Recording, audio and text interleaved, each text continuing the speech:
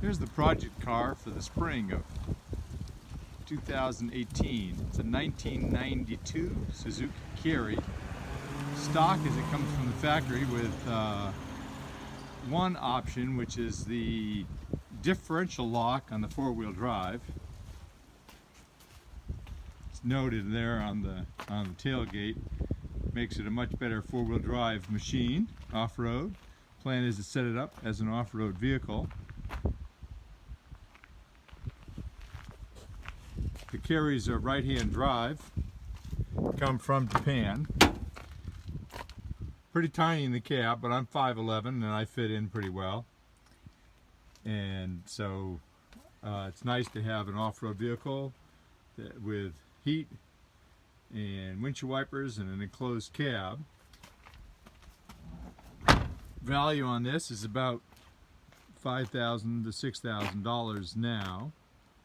We're going to add a couple $1,000s in parts. Front bash bar, rear bumper, winch on the front, 2-inch lift kit, and 23-inch tires. One can go with bigger tires, but they reduce the torque, and we'd like to keep the low-end torque, so we're going to do that.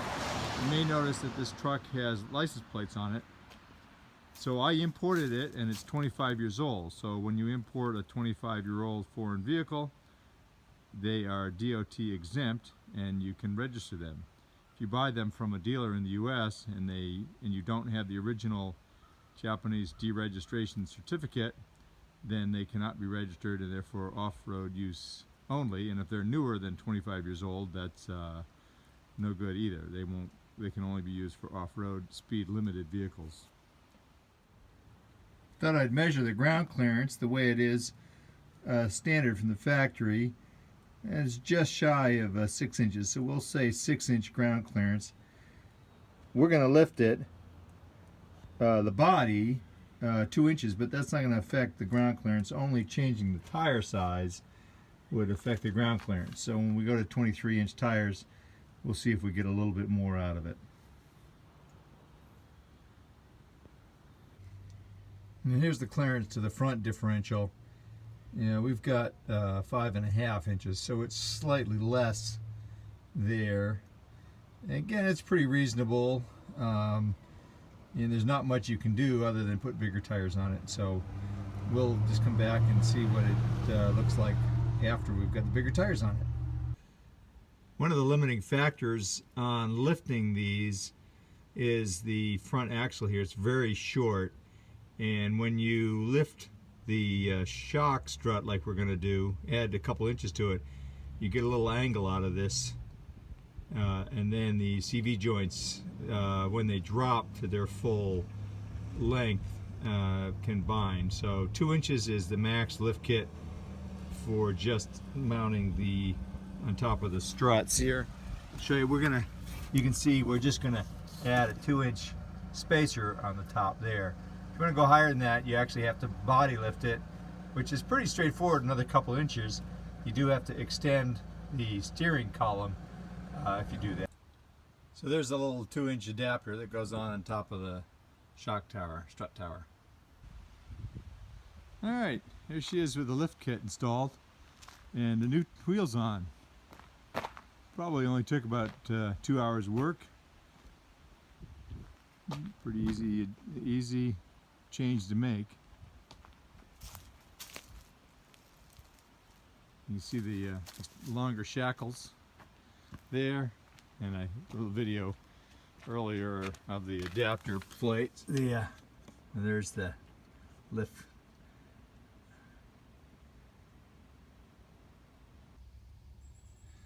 Alright, here we are after the lift in the back.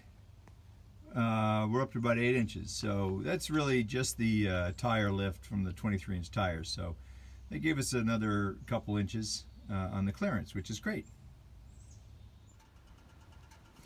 Okay, now we're at 9.5 inches, so that's a 3-inch lift. So putting on the 23-inch tires gives us a full 3-inch lift, and you can see the axle's got it's got more of an angle to it. It was horizontal before, but that's fine because we're not running it in four-wheel drive all the time.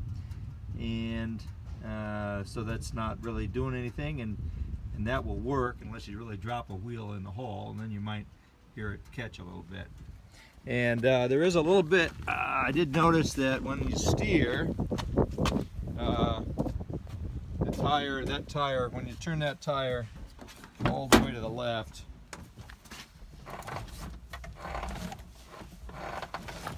I'm getting a little catch right there, so I'm going to have to cut that out.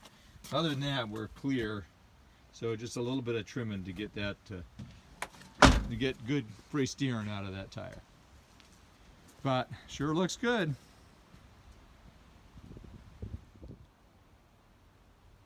The mini truck is pretty much finished up with the way I wanted to set it up, at least initially here.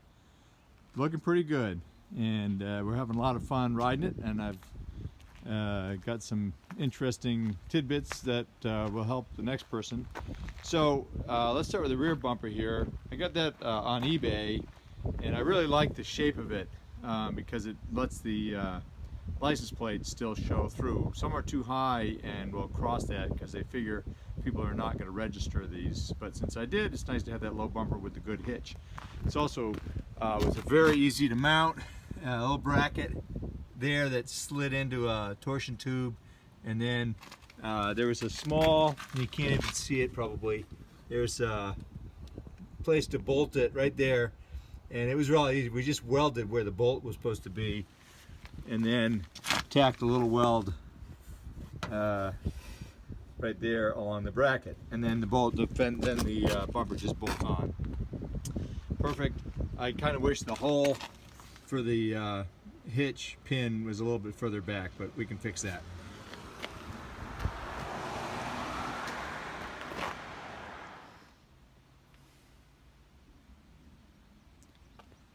I also ended up putting some fender flares on, so the 23x8x12 tires stick out a little bit, and just to keep mud off, I decided to clean that, and thought it would look pretty good. And I'm thinking I might actually go to 10.5-inch tires at some point, so the fender flares will be important for that too. It's a little weird working around the door because there is no fender below the door, so I just solved that by splitting the fender flare there, half on the door, well, 2/3 on the door, and then the rest back here, and that actually ended up working out great. And I think it looks pretty good. A little gap there, but not too bad. Along back here, about the battery, I've got the relay for the winch. I have not wired that yet, but that'll be very easy to do, especially because I put a wireless receiver in for the winch, so I don't have to wire. All I have to do is wire under the truck to the front winch, and of course you can take these seats out, so that makes it easier to run wiring. And then I've got this wireless controller for the winch, and there's 2 of them, so I'll leave one in the glove box and one somewhere handy, and then that'll be easy to do and saves a lot of wiring on this end here and on the inside.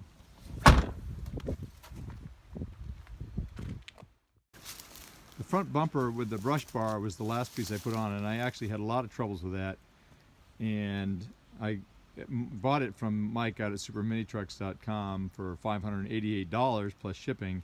And unfortunately, when it arrived, as you can see from these pictures, it was the wrong one. It got up in front of the headlight there, so maybe it should have mounted higher than the mount points were, but the mount points wouldn't let it. Also, in these pictures, you can see that it was just twisted. It was just poorly made all around. So bad fit, bad construction, warped.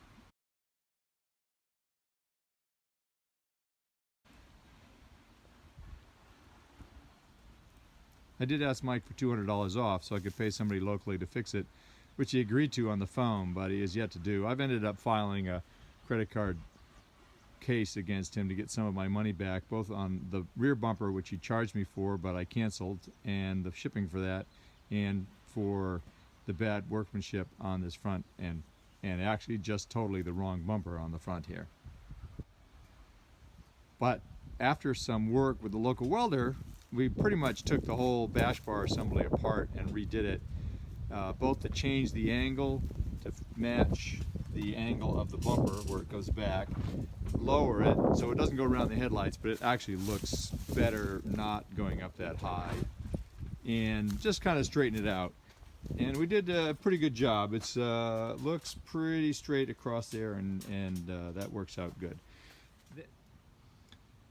So the mounting point for the front bumper worked out pretty well, although we had to modify that quite a bit as well. The mount point back here fit well. We'd re-drill a couple holes to get them lined up. They weren't lined up. And then it's pretty strong going forward, but you can see these two bolts are not aligned. It was supposed to bolt into this hole, and that didn't fit. So we had to actually weld an extension onto the front and re-drill. I put a bigger bolt in the front there, and of course this angle onto the bottom of the bumper is a little funny, but that doesn't look bad. And I'll end up just putting a weld here, because I'm worried that since the winch is slightly higher than where the bumper mounts, it's going to try to pull the bumper at an angle. So we'll put a weld there to hold that, make sure it doesn't slide on the bolt holes. And we actually extended this arm an inch and the arm on the other side an inch and 3/8. So something was very strange about the length of those arms. But overall, it worked good. I haven't wired the winch here. I'll use a quick disconnect for that because I won't leave it on the machine until I need it. I'll keep it with me in a box, in the toolbox in the bed.